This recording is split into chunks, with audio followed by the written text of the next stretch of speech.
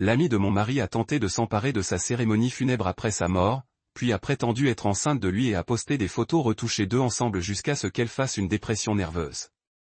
Mon mari, Jonah, est décédé subitement il y a un mois d'un AVC. Je ne veux pas entrer dans les détails. C'est la douleur la plus intense que j'ai jamais ressentie de toute ma vie, et je ne sais toujours pas comment je vais pouvoir passer à autre chose. Nous avons été mariés pendant 5 ans, ensemble pendant 7 ans. Ces 2 dernières années, nous essayions d'avoir un enfant, mais nous étions sur le point d'envisager une FIV lorsqu'il est décédé. Jonah avait une amie proche au lycée, Marjorie. Marjorie a également fini par aller à la même université que lui, et ils ont passé beaucoup de temps ensemble pendant ces années universitaires.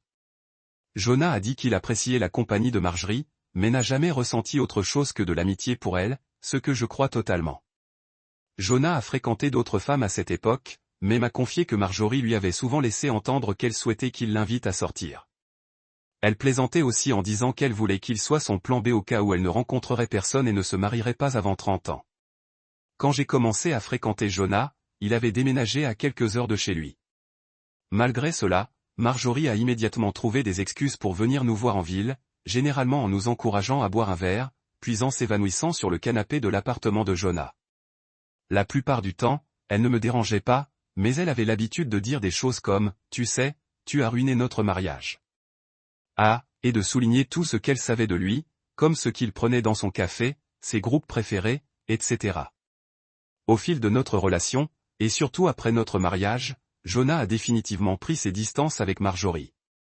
Il m'a confié qu'il avait l'impression de l'avoir dépassée et qu'ils n'avaient plus grand-chose en commun. Il ne répondait plus aussi souvent à ses invitations, même s'il l'appelait de temps en temps pour prendre des nouvelles, par culpabilité, surtout lorsqu'elle lui envoyait des SMS ou des messages disant qu'elle était si triste qu'il l'ignore, etc. Mais maintenant, il est parti. Je l'ai fait incinérer comme il le souhaitait. Nous n'avons pas encore célébré la cérémonie commémorative. J'avais du mal à imaginer les 2 premières semaines, et je voulais aussi laisser le temps à des personnes de l'extérieur de l'État de planifier leur voyage. La cérémonie aura lieu ce week-end. Cependant, il y a 2 semaines, j'ai reçu un courriel de Marjorie adressé à une 60aine de personnes, dont la famille de Jonah, annonçant qu'elle organisait une cérémonie commémorative pour Jonah dans la ville où ils ont grandi la veille de sa cérémonie ici. J'étais complètement sidéré, car elle ne m'avait rien dit ni même tenté de m'appeler. En plus des détails, le courriel précisait qu'elle préparait la cérémonie, car aucune autre cérémonie n'avait encore eu lieu en sa mémoire et qu'il méritait d'être enterré avec honneur. Pour info, elle était invitée à la cérémonie commémorative que j'avais préparée et je savais qu'elle aurait lieu. Je l'ai appelée, bien sûr, pour lui dire que, même si j'appréciais sa volonté d'aider à l'adieu de Jonah, je préparais déjà une cérémonie en son honneur avec toute sa famille et ses amis. Elle s'est immédiatement mise sur la défensive et m'a dit qu'elle avait seulement commencé à organiser une cérémonie lorsqu'elle a réalisé que je ne voulais pas le faire à temps. Je lui ai dit que le moment ne lui appartenait pas, mais que si elle souhaitait une cérémonie commémorative, qu'elle n'ajoute simplement à l'invitation que sa cérémonie officielle aurait lieu ce week-end. Elle a accepté. J'ai envoyé un message à tous les amis et à la famille de Jonah invités pour m'assurer qu'ils étaient au courant que la vraie cérémonie avec nos 2 familles aurait lieu ici, puis je me suis lavé les mains de toute cette histoire.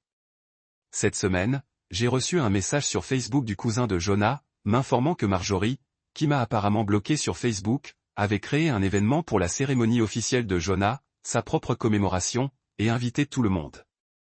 J'ai été submergé de courriels me demandant quel jour et où la commémoration aura lieu.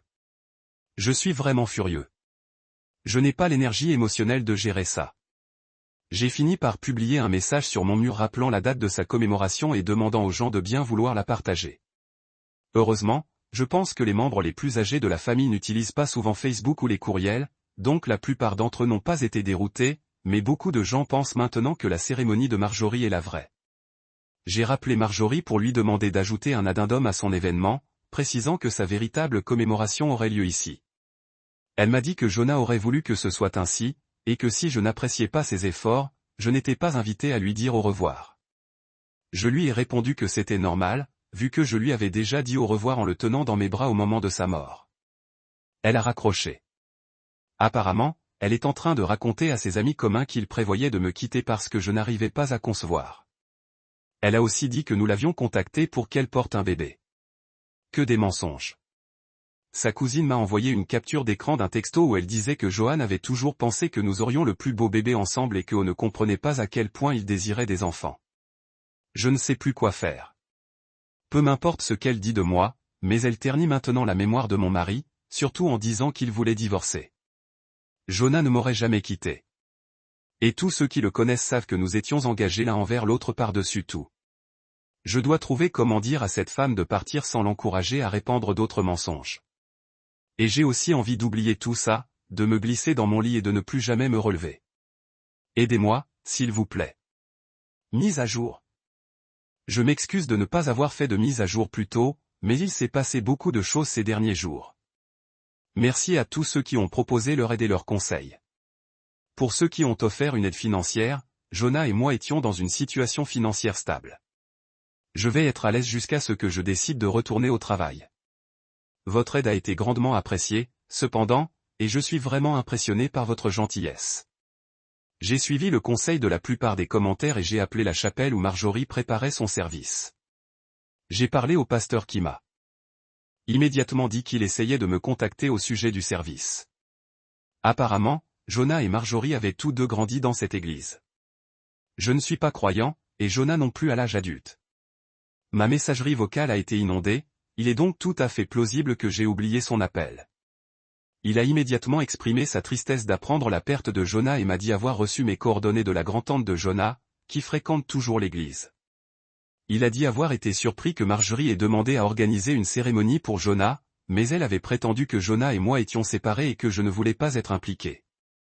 Il avait essayé de me recontacter, mais cela n'a évidemment pas abouti. Il s'est excusé et m'a dit que nous pouvions annuler la cérémonie ou la poursuivre comme bon me semblait. Il a ajouté qu'il savait que les membres de l'église apprécieraient la cérémonie, car beaucoup se souvenaient de Jonah enfant, mais que Marjorie n'y jouerait évidemment plus aucun rôle.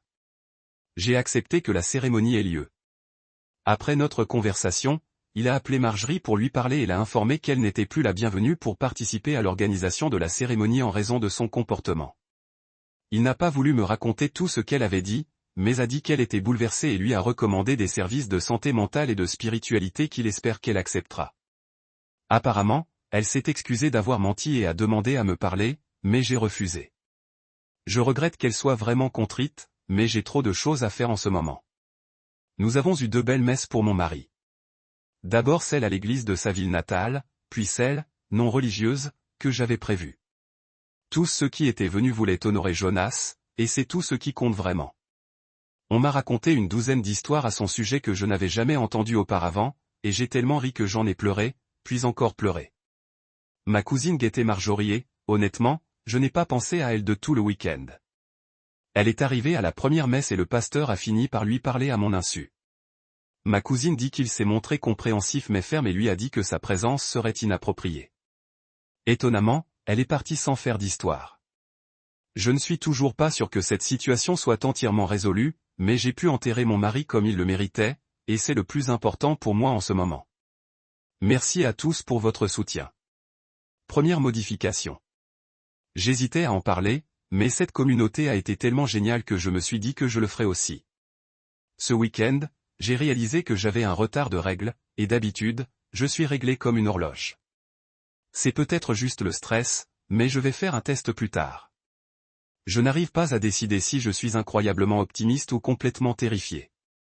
Deuxième modification, pas enceinte. C'était peu probable. Merci pour votre soutien. Deuxième mise à jour. Je pensais faire une mise à jour, car ça fait quelques mois. Je n'ai pas consulté ma boîte mail et je suis un peu étonné d'avoir réussi à me souvenir du mot de passe, mais j'apprécie tous vos messages d'encouragement. Cela me touche énormément. Cela fait environ 5 mois que Jonah est mort et, honnêtement, j'ai toujours l'impression de revivre la même journée. Je suis en thérapie, mais le chagrin ne s'est pas atténué. Tout me rappelle Jonah et j'ai toujours l'impression qu'une partie de moi a disparu. J'envisage de déménager à l'étranger, ou du moins dans un autre état, mais j'ai aussi l'impression qu'un peu de Jonah est présent dans la maison où nous vivions. Pire encore, Marjorie n'a toujours pas disparu. J'ai supprimé mes réseaux sociaux il y a quelques mois pour me simplifier la vie, mais ma cousine, qui connaît aussi Marjorie, m'a fait savoir qu'elle publiait récemment des photos d'elle avec Jonah sur Facebook. Certaines dataient d'il y a plusieurs années, mais elle disait des choses comme « Mon homme me manque encore tous les jours et j'ai hâte que le bébé de Jonah arrive ». Elle est apparemment enceinte et prétend que c'est celui de mon mari. Elle a aussi photoshopé son visage sur plusieurs photos, d'autres sur un autre homme torse nu, posant de manière semi-suggérante avec elle. Le Photoshop est plutôt réussi, mais ce n'est visiblement pas le corps de mon mari. Les gens ont dit des choses comme « Félicitations. Nous savons que tu seras une mère formidable pour l'enfant de Jonah, une personne que je connaissais, heureusement. » Franchement, ça m'a rendu malade. Et je suis resté au lit presque toute la journée. Je déteste qu'elle s'en prenne à moi comme ça, mais je ne supporte pas l'idée qu'elle prétende que mon mari m'a été infidèle et que les gens la croient. Un point positif, le frère de Marjorie, qui connaissait aussi Jonah. Dans une de ses publications récentes, il a commenté « C'est quoi ce bordel, Marjorie ? J'ai parlé à Jonah environ 2 semaines avant sa mort, et il m'a dit qu'il essayait d'avoir un bébé avec OP. Vous étiez juste amis. C'est fini, et tu le sais. » Le message a été supprimé quelques heures plus tard. Je ne sais plus quoi faire. Je n'ai plus l'énergie de me battre avec cette femme, mais je suis furieuse et blessée par ce tas de mensonges éhontés et irrespectueux qu'elle répand. Ma cousine l'a appelée pour lui demander de retirer les photos, mais elle a apparemment dit copain va au diable. Elle refuse simplement d'accepter que Jonah voulait plus d'enfants avec moi, et qu'elle ne pouvait pas lui en donner un. Je suis perdu, les gars. Que puis-je faire ? J'ai l'impression que tout ce que je peux faire, c'est regarder cette folle essayer de convaincre les amis et la famille de Jonah qu'il ne m'a jamais aimé. Mise à jour. Je viens de parler au frère de Marjorie, qui m'a appelé pour me dire que Marjorie n'est pas enceinte, mais semble vraiment y croire. Il lui a demandé à quel âge elle en était, et elle a répondu 5 mois, mais elle est toujours complètement à plat. Il ne sait pas si elle ment ou si elle croit vraiment qu'elle attend un enfant. Avec mon mari. Il lui a demandé quand ils avaient conçu, et elle a mentionné une date à laquelle il savait que nous étions en vacances. 3e mise à jour. Beaucoup de choses se sont passées depuis ma dernière mise à jour. Espérons que ce sera la fin de l'histoire. Le frère de Marjorie s'est inquiété après m'avoir parlé et a apparemment longuement interrogé Marjorie sur son comportement. Elle a continué à prétendre qu'elle était enceinte de Jonah et qu'ils avaient eu une longue liaison, mais les détails ne collaient pas. Le frère connaissait assez bien Jonah et était généralement au courant de ses horaires de travail, etc. Elle a dit qu'il se retrouvait à l'hôtel à l'heure du déjeuner 3 jours par semaine, mais... Il savait que Jonah venait déjeuner avec moi tous les jours, ce genre de choses. Il est rentré tard ce soir-là pour y penser. Après son retour, Marjorie est venue me voir à 3 heures du matin. Elle a commencé à me crier de sortir, disant que j'avais ruiné sa relation avec Jonah et combien ils étaient heureux avant moi, etc. J'ai appelé la police et son frère, qui sont arrivés tous les deux à peu près au même moment. Elle a bousculé le policier qui tentait de lui demander ce qui se passait et a été immédiatement arrêté. J'ai eu de la peine pour son frère, mais il s'est contenté de s'excuser à plusieurs reprises. Marjorie a crié des jurons et a exigé un traitement de faveur, car la police faisait apparemment du mal à son bébé en la gardant dans la voiture. J'ai fait une déclaration et ils sont partis. Je ne sais pas exactement ce qui s'est passé ensuite, mais son frère dit qu'elle est actuellement sous évaluation psychiatrique et qu'elle souffre apparemment d'un trouble mental qu'il ne veut pas nommer. Apparemment, elle n'a pas pris ses médicaments depuis 2 ans. Je n'ai pas demandé de détails, mais il semble qu'elle va recevoir de l'aide. Je ne porte pas plainte. Son frère m'a également donné le lien vers sa publication sur les réseaux sociaux, où il a clairement indiqué que Marjorie avait des difficultés et que rien de ce qu'elle avait dit à propos de Jonah n'était vrai. Je suis contente que cela semble terminé, mais j'ai décidé que j'avais besoin d'un nouveau départ, quoi qu'il arrive. Je cherche un emploi hors de l'État et je ferai de mon mieux pour laisser ma vie avec Jonah derrière moi. Merci.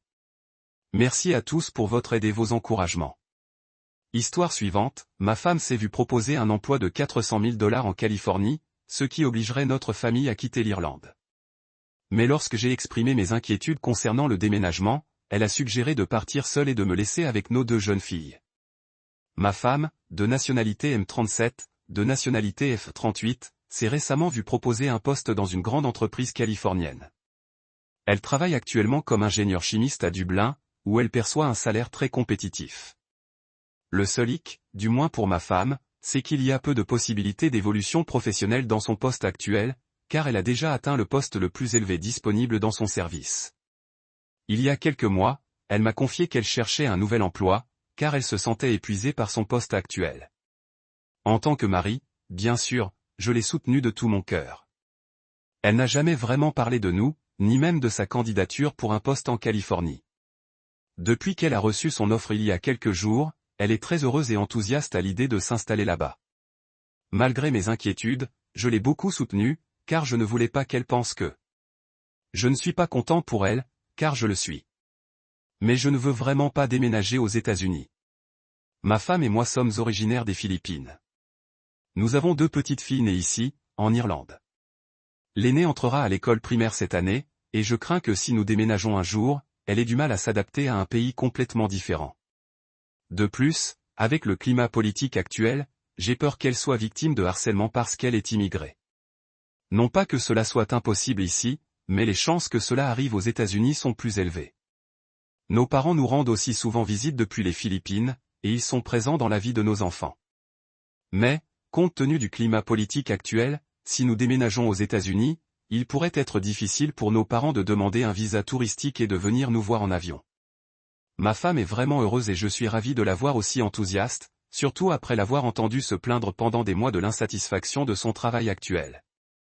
Mais honnêtement, je ne pense pas que déménager notre famille aux États-Unis soit la bonne décision. Comment le savoir? Comment lui expliquer cela sans passer pour un mari peu compréhensif? Mise à jour, 9 juin 2025. Bonjour à tous. Merci beaucoup pour tous les conseils sur mon précédent message. Je l'ai publié à l'aube et je crois que j'étais même à moitié endormi. Je vous prie donc de m'excuser pour le manque de détails.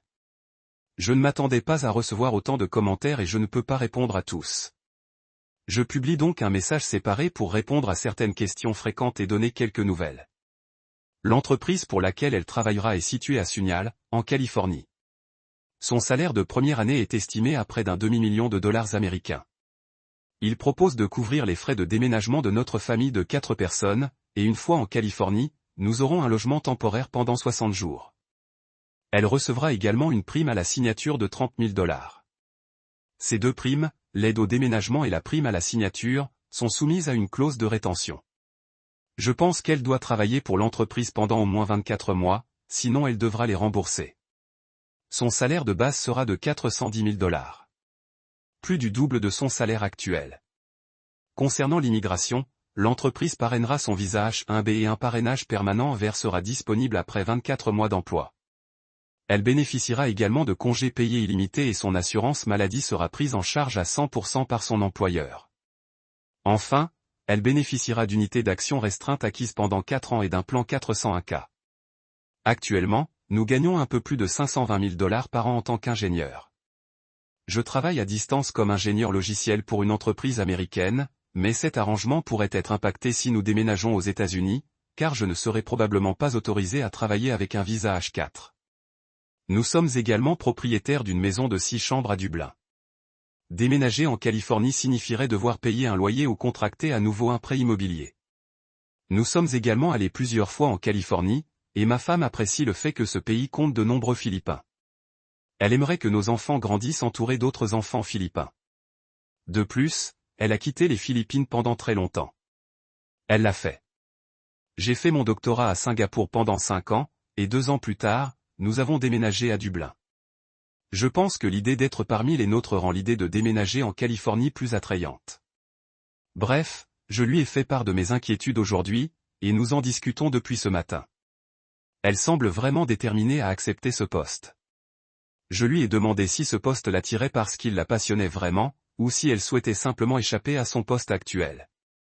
Comme d'autres l'ont mentionné dans mon précédent article, et si nous subissions le stress d'un déménagement en Californie pour qu'elle finisse par détester ce travail aussi?